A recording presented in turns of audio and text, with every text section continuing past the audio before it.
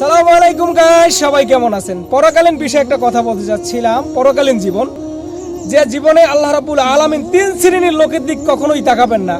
সালাসাতু লা ইয়ানজুরুল্লাহু ইলা ইয়াউমাল কিয়ামা, কিয়ামতের ময়দানে তিন শ্রেণীর লোকের দিক আল্লাহ রাব্বুল আলামিন তাকাবেন না।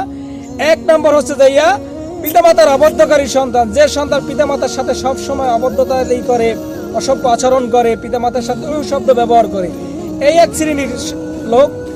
কোরআন আল্লাহ রাব্বুল আলামিন সূরা ইসরাঈ বলেছেন, ফালা তাকুল্লুহুমা উফিন ওয়া কাউলাহুমা কাওলান কারীমা, পিতামাতার সাথে সদ্ব্যবহার করো, তাদের সাথে ঝিমটি দিয়ে কথা বলো না। যদি বলো আনতাহাবাতা আমালিনা, জীবনের সমস্ত আমল আমি আল্লাহ রাব্বুল আলামিন বরবাদ করে দেব।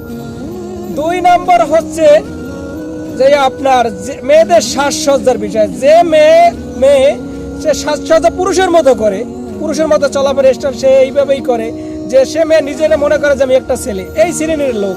দুই নম্বর। তিন নম্বর হচ্ছে যে আপনার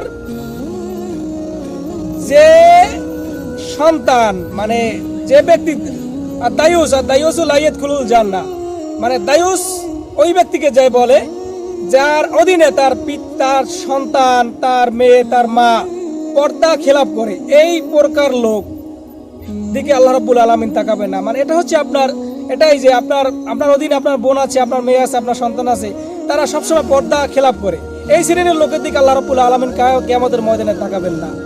আল্লাহ রাব্বুল আলামিন কিয়ামতের ময়দানের দিন যদি আপনার দিকে যদি না তাকায়, তাহলে আপনি মনে করবেন যে আপনার দুর্বিষহ জীবনটা কেমন হবে। সুতরাং মহান রাব্বুল আলামিন আমাদেরকে তার দিনের সহি বুঝদান করুক, আমিন। ওয়া আখিরু দাওয়ানা আলহামদুলিল্লাহি রাব্বিল আলামিন। আসসালামু আলাইকুম ওয়া রাহমাতুল্লাহি ওয়া বারাকাতুহু।